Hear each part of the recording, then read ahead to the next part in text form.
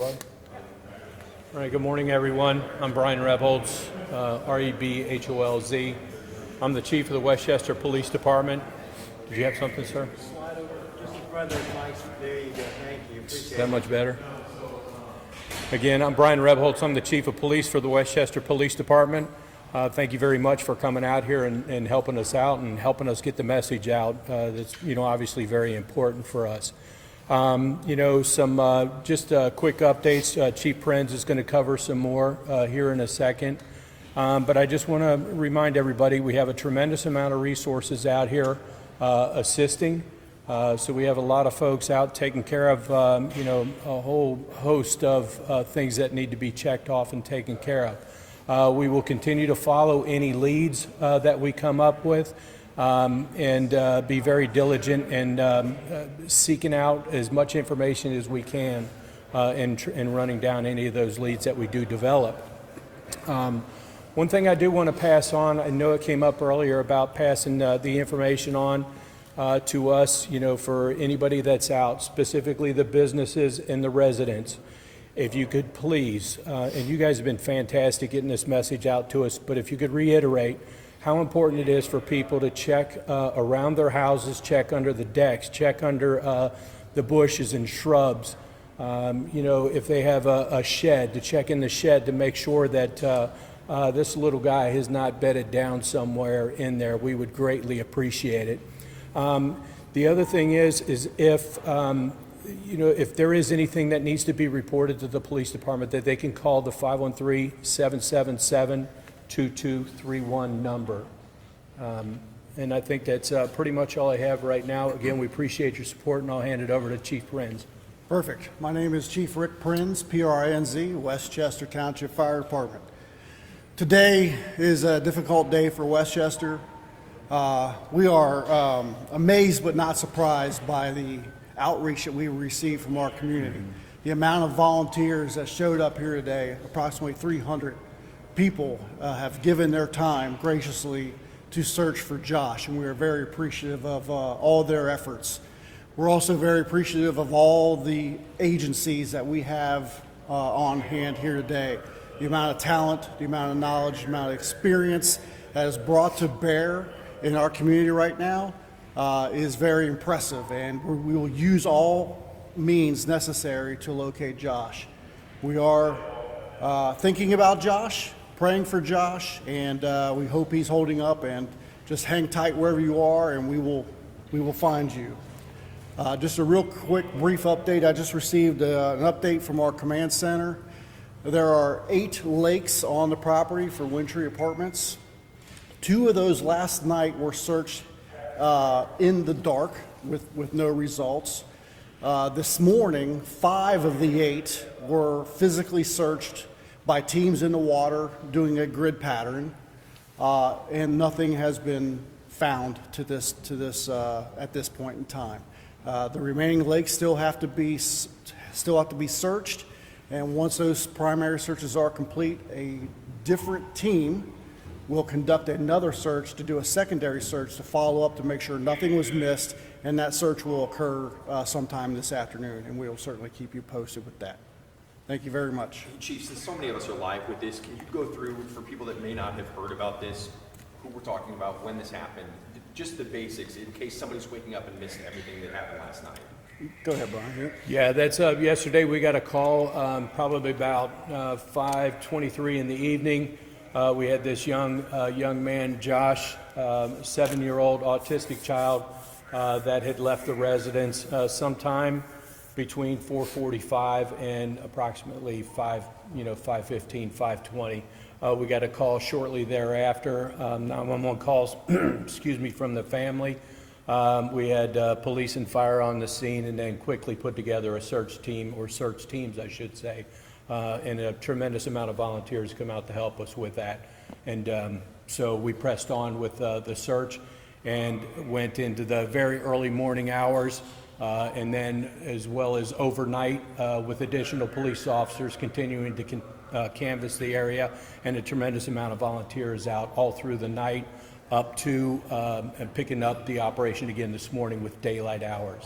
So, Now, how are you guys searching these ponds? Do you have people in the water, or is it with boats, or can you tell us a little bit about that? If you could step to the mic when you speak, that'd help. Yeah, so they do have physical teams in the water, and they lay out the lake into a grid pattern, and they search each grid very methodically. So there are physically teams in the water and on the water with boats. So they've got divers in there. Yes. So they've been in. How Yeah. deep are these ponds? You know, those are retention ponds. They're probably 5-8 foot deep, something like that. But somebody could be in there and not be able to see them from the bank. Correct, yeah. Yeah, So it's got to be dark and difficult to search them. very dark, very murky, and difficult to see anything in those water conditions. And the reason for searching these ponds, I know they're close by, but kids with autism often are drawn to these sorts of any kind of water. Yeah, we can't rule anything out, so that's part of the area that we have to search, and we're going to do our best to search those to the best that we can. Now, Chief, with that in mind, I know it's promising you've searched the lakes on the Wyndtree property, haven't found anything, but there are other bodies of water in this area that crews are searching. Is there a fear that little Joshua could have ended up in the water? So that's a very good question. It's always a concern, and the teams I spoke of just moments ago will start to break away from the property and search lakes that are adjacent to the property and further in all directions of the township so that we don't leave any stone unturned. Approximately how many lakes, ponds? There's a lot. I don't know. There's a lot. Has Dalton been any help giving you a direction or any sense of where he may have gone? we haven't. We've had numerous canines out, and we don't have any results with the canines at this point. It wasn't fruitful last night. So hopefully, again, it's a resource that we're going to continue to utilize, and we'll continue to utilize those teams in order to help. Do you know where he was last seen? The last that we have is at the apartment.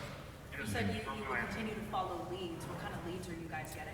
Anything that we get, anything that anybody brings up to us. If there's something suspicious about a pond, we find an article of clothing, we get a call about anything on a camera. Obviously those are huge for us. So if we find, and that's why we ask, if the community can check not only the residential, but the businesses, check their cameras and see. So any of that information that comes into us, we're going to track it all down. Have you gotten any good leads yet? Not on the cameras. Do you know what he was wearing? What clothes were he? Yeah, he had a dark or a black, like a sweatshirt or a jacket, and khaki tan pants. And we noticed you guys have to cover all the bases. Your department's here. We saw BCI down here. Kind of talk to us about what it is you guys are doing in respect to that. Yeah, that's, if you guys were here this morning, you saw all these resources that we have here. If you're in the parking lot, you see all these different agencies. We have the capabilities of Westchester, is at a level that I will say second to none. It's Westchester, and I'm very fond of Westchester. But when you bring in these additional resources, it's additional brain power, it's additional knowledge, it's tools, it's equipment, it's, we had a lot of our first responders that were out here last night. It's an all hands on deck operation, right? So you start to tap into those resources. They need some downtime because those are also the same resources that we bring in today. All these other agencies that come in to help us out, it's a tremendous asset to us. And some of these resources are investigative, just in case. Well, it's not only investigative, but it's also just the assets that they bring with them. So it's the additional equipment, the additional tools that we can utilize. Drones, for example, the number of drones that we're able to pull from these other agencies. Not only do we get the drone, but we get the pilot with the drone. So, and then you got somebody else to be able to back them up and help them out. So I know in a recent situation with a missing child, the Highway Patrol was brought in because of their aviation unit's thermal cameras. Have you guys been able to utilize those? we have not. OSP has been fantastic, as is any agency. They're very quick to call, very quick to help out. The weather has not cooperated with us in order to use those air assets. The drones have been fine, but even with the drones, some of the weather conditions, make it difficult. But hopefully we get a break and we get those air assets from OSP. They're How long do you more. plan on being out here searching Undetermined at this time. We're going to continue to search as long as we need to, but the scale that we have right now may be scaled down at some point later this evening and continue somewhat throughout the night and then ramp back up in the morning, but that's still those details are still kind of sketchy. Is there any reason to believe there's any kind of foul play involved in this at all at this point? No, I don't.